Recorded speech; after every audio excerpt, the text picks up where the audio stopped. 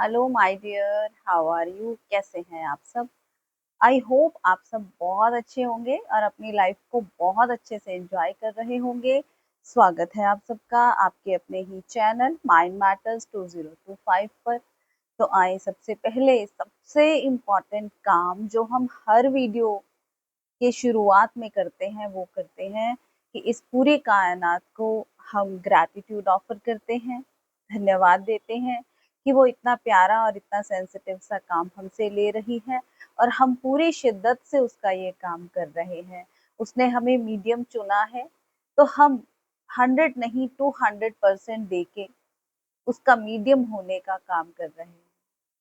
तो my dear, आप लोग जो कमेंट्स करते हैं, हमारी पूरी कोशिश होती है कि आपके कमेंट्स के ऊपर एक पूरा वीडियो आपको दिया जाए ताकि आपको समझ आए, आपकी समझ का लेवल ऊपर हो और आप एक अच्छी कॉन्शियसनेस में शिफ्ट कर सकें। जैसे कि हमारा 5D का सीरीज पूरा चला है, तो उसमें हमने बताया है कि 3D टू 5D आपको कैसे शिफ्ट करना है, क्या-क्या करना है आपको ताकि आप एक अच्छी कॉन्शियसनेस को एंजॉय कर सके।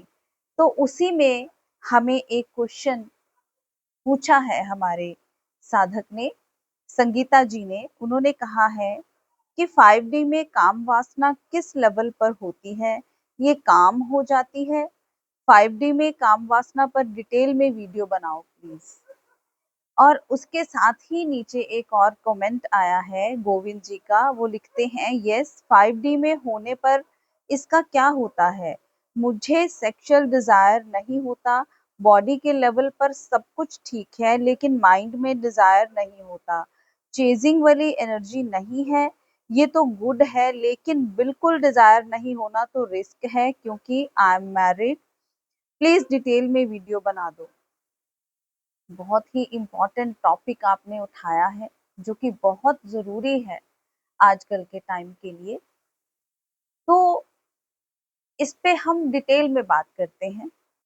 सबसे पहले हम संगीता जी के क्वेश्चन पर बात करेंगे। उन्होंने पूछा है कि 5D में काम वासना का क्या होता है? तो माय डियर, 5D में काम वासना खत्म नहीं होती, ये ट्रांसफॉर्म होती है।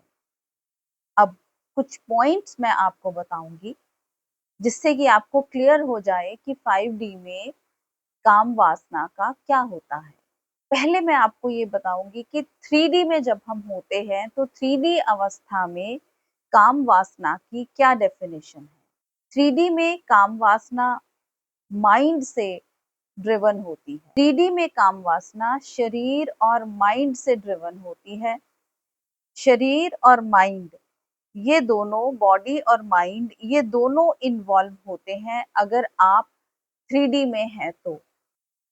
ये कमी और चाहत से पैदा होती है, हमें किसी चीज की कमी महसूस होती है, डिजायर होती है, किसी चीज को पाने की डिजायर होती है और ये अक्सर अटैचमेंट, एडिक्शन और सफरिंग लाती है। अगर हम मन के वश में होकर, शरीर के वश में होकर काम वासना को भोगते हैं तो उसके रिजल्ट्स अच्छे नहीं आते हैं। अटैचमेंट, सफरिंग, एडिक्शन, ये तीनों चीजें जो हैं ये हमारी लाइफ को स्पॉइल कर देती हैं और 3D में यही आती हैं तीनों। दुख ही दुख आता है बाद में, सुख नहीं आता है, आनंद नहीं आता है अगर आप शरीर और मन के वश में होकर काम वासना को उपयोग करते हैं तो। इसके बाद आता है 4D, जिसको कि हम ट्रांजिशन फेज कहते हैं। यहाँ संघर्ष सबसे ज्यादा बढ़ता है। कभी अट्रैक्शन बहुत बढ़ता है और कभी पूरी तरह से गिर जाता है। यह प्यूरिफिकेशन का फेज है। इस फेज में शुद्धिकरण होता है। जो वासना आपने सप्रेस्ड की होती है वो सरफेस पर आती है रिलीज होने के लिए। अब 5D में क्या होता है? 5D में लस्ट नहीं होती, भोग नहीं करते हम, वह प्योर लव में बदल जाती है। एनर्जी नीचे से उठकर हार्ट चक्र में स्थिर हो जाती है। इसका मतलब किसी को यूज करने की इच्छा नहीं रहती। कनेक्शन पोजेशन से नहीं, प्रेजेंस से होता है। किसी के साथ आपका कनेक्शन हुआ है तो आपको ये नहीं होगा कि मैं उसको पोजेस कर लूं, उसके ऊपर मैं अपना कंट्रोल कर लूं, बल्कि उसकी प्रेजेंस ही आपके लिए सब कुछ बन जाती है। 5D में जो प्रेम होता है वो अनकंडीशनल होता है, जो कि एक्सपेक्टेशन फ्री होता है। उसमें आप फिर कोई एक्सपेक्ट नहीं करते कुछ भी किसी से भी। विदाउट एक्सपेक्टेशन आपका प्रेम होता है। क्या फिजिकल अट्रैक्शन खत्म हो जाता है? नहीं, लेकिन वो नेचुरल होता है, कंपल्सिव नहीं। उसमें कोई कंपल्शन नहीं होती, उसमें क्रेविंग नहीं होती, आप उसके गुलाम नहीं होते। 5D में साधक समझ जाता है कि मैं पूर्ण हूँ, मैं कंप्लीट हूँ, मुझे कंप्लीट होने के लिए किसी दूसरे की आवश्यकता नहीं है, मुझे किसी से कुछ लेने की जरूरत नहीं है। अब काम वासना डिसॉल्व होकर क्रिएटिव प्लस कंपैशन बन जाती है। क्रिएटिव एनर्जी प्लस कंपैशन वही एनर्जी है, उसने ट्रांसफॉर्मेशन उसका ट्रांसफॉर्मेशन हुआ है और ये क्रिएटिव एनर्जी प्लस कंपैशन में चेंज हो गई है। वही एनर्जी अब हीलिंग, मेडिटेशन और क्रिएशन में फ्लो होती है। अब आप सिंपल एग्जाम्पल से समझिए। 3D में क्या होगा? मुझे चाहिए। 4D में क्या होगा? मुझे कुछ समझ में नहीं आ रहा कि क्या हो रहा है। 5D में क्या होगा? मैं पूर्ण हूँ, मैं प्रेम हूँ। अब गोविंद जी के क्वेश्चन का आंसर उन्होंने कहा है कि ठीक है, ये सब कुछ हो रहा है, लेकिन मैं शादीशुदा हूँ। तो उनको लग रहा है कि ये काम वासना खत्म होना रिस्क है। 5D में जाने का मतलब ये नहीं है कि आप अपने पार्टनर से दूर हो जाओ या आपका फिजिकल रिलेशनशिप खत्म हो जाए। पहले 3D में संबंध डिजायर, जरूरत और हैबिट पर चलते हैं। मुझे क्या मिल रहा है ये मुख्य होता है। अब 5D में जब अवेयरनेस हो जाती है, संबंध सचेत हो जाते हैं। काम वासना प्रेम, सम्मान और अवेयरनेस में बदल जाती है। शादीशुदा साधक के लिए काम वासना दबाना नहीं है, काम वासना दुश्मन नहीं है, बल्कि इसको समझना है। नंबर 2, बैलेंस जरूरी है, ना तो इसमें पूरी तरह इंडल्ज हो जाना है और ना ही सप्रेशन करना है। फिजिकल रिलेशन अब मेडिटेशन बन सकता है अगर उसमें अवेयरनेस, प्रेजेंस और रिस्पेक्ट हो तो। तब वह सिर्फ शरीर का मिलन नहीं, एनर्जीज का मिलन हो जाएगा। पार्टनर का लेवल अलग हो सकता है, आपको उसे बदलना नहीं है, बस खुद कॉन्शियस रहना है।